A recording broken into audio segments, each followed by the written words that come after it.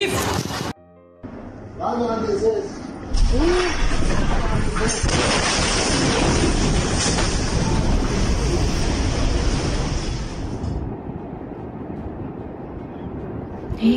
not getting any. Oh, there we go. Okay.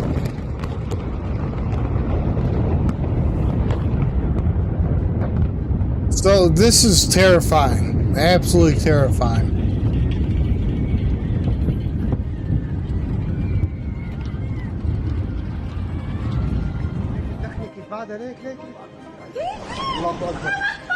أشهد أن لا إله إلا الله هذه شيء. There were many injuries.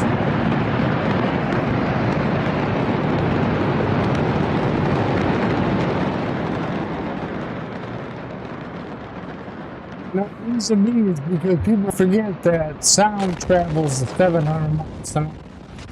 So, once that shockwave hits, they're staring and they don't see it coming.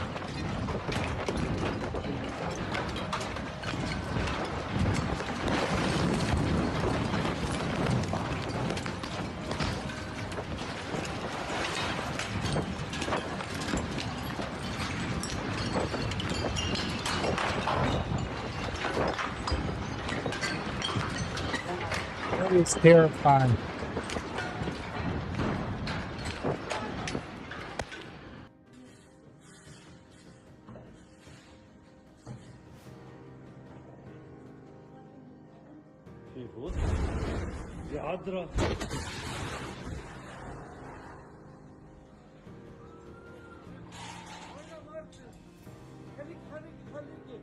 Okay, so that is just some of the stuff that's happening out there, and it's really appalling. I like to get a little bit of humor.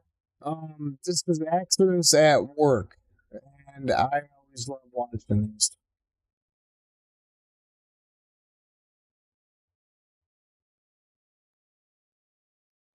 Okay, well, there's no audio on this one, but we can kind of see what's going on.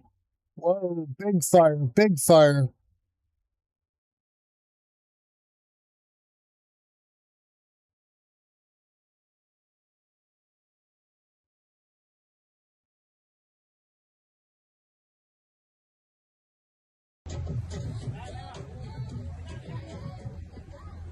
Oh, idiots at work.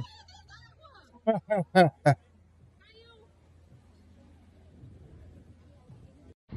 duk sanda kaga na miko hannuna a gare ka, to wannan dan mu gaisa ne ba dan na roƙe ka ba. Idan ka ji nayi ƙasa da muryata wannan dan na roƙi Allah ne, ba wai dan na roƙi wani mutum dan uwana ba. Okay, am I in a stressful situation? Is this situation a little stressful? I don't sense no stress.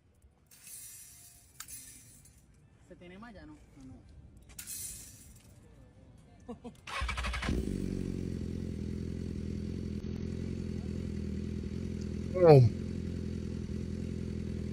Popcorn? Yeah, it's popcorn.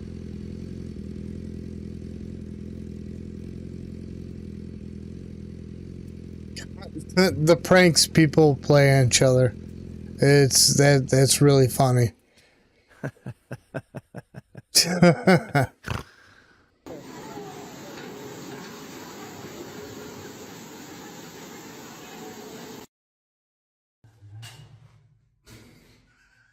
Schön gemacht.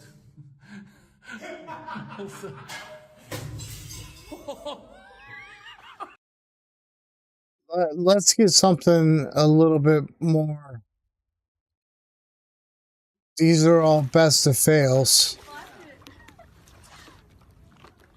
I'm videoing you.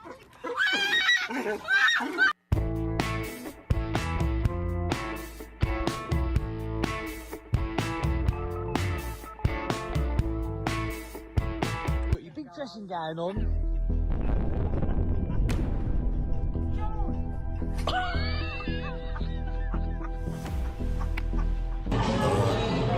That doesn't sound good. You survived catastrophic disasters in previous episodes like tsunamis, landslides, and hurricanes. But this time, the entire world is at stake. An all-out nuclear war has erupted. Countries are launching attacks and others are retaliating. What should you do to get out of this world-ending scenario? Get inside, because here's how to survive a nuclear apocalypse.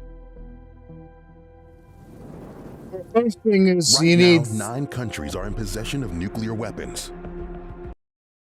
first thing you need gas mask. You need very hefty bags, double bagging, so you can use the bathroom and put it as far away from you as possible. You need to be underground. There's within 72 hours, the radiation fallout is down by 90%. But you really want to stay in for 3 weeks, and you want to tape your doors shut and put towels underneath the doors to help keep out the radiation. So if nuclear winter happens, we're all pretty much screwed.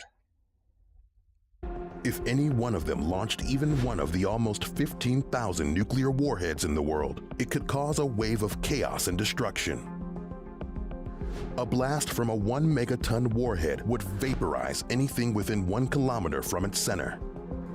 All of the buildings within 7 kilometers would collapse from a blast of air. Anything in a 12-kilometer radius would be hit by a thermal blast hot enough to cause third-degree burns. Ouch. And you better look away, because everything within 20 kilometers would be hit with a flash of light.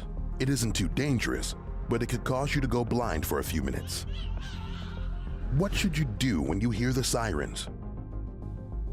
Why would fleeing be a bad idea? And how could you survive the fallout? I know surviving a nuclear apocalypse may sound like a daunting, impossible task, but here's a few tips on how to get through the initial blasts and the aftermath. Step 1. Hide. The sirens are blaring and everyone's in a panic. Better act fast, because you could only have a few minutes before impact. Your first instinct might be to evacuate and get as far away as possible. Hate your Monday morning commute? Well, imagine that, but much, much worse. The roads will likely be jammed with everyone trying to get out. This is a traffic jam that you wouldn't want to be caught in. You'll be a bunch of sitting ducks, and you can probably picture the rest. Your best bet is to hunker down and find shelter. If you or your neighbor have a bomb shelter, well, you don't need me to tell you where to go. If there are any underground subways nearby,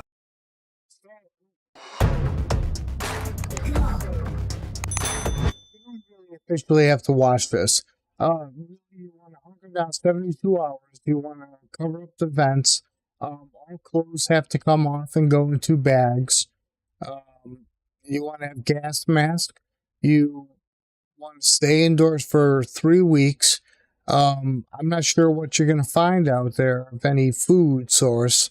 But you need to then obviously sanitize, clean your body off.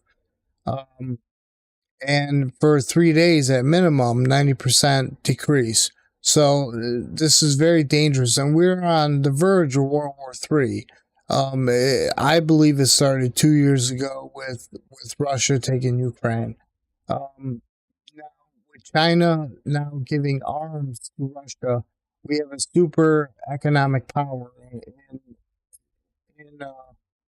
China, and they have their own problems. They have generational gaps. They have starvation. They can't get the water from the southern country all the way up to the top in order to grow food. They have hypersonic missiles. The problem is they have no control over them. They can't maneuver. So I'm not really scared of Russia and China going after Taiwan. Now, Taiwan, if they go after Taiwan, 95% of semiconductors are produced there. We're working on one in Arizona right now that's going to take 10 years to produce. So this is dire need. We need to focus on this. So all of your younger generations, you need to focus on science so that we can develop batteries from CME injections, coronal mass ejections that could wipe out basically the 21st century and bring us back into the 18th century. All electronics fried. So we need to start preparing rations. You're going to need 3 a day. You could go to military surplus stores. You can get that, and of course, dry food. So these are all very important things, and this is coming too. We're getting very close, and if we happen to move tanks like what they're talking about in Ukraine, and we start to push past the border, Putin could light off nuclear warheads, ICBMs. So we have a real problem going on here, and our government does not seem to be doing anything. We need to be putting sanctions on China, and Russia and China have such natural resources, lithium being one of the big ones, but also so does Mexico. So we need to start leveraging and speaking with these other countries and getting the economic structure to be built where we can transport natural materials and we can build our own stuff. We need to bring stuff back to America. But I am Cerpo. I am signing off. And these are just some of my thoughts. And World War III is upon us. I believe it started 2 years ago. So let's get smart, start studying in science, start designing batteries that can hold solar power, wind power. We need to protect ourselves. All right. So let's sign off now, and I will drop this on YouTube.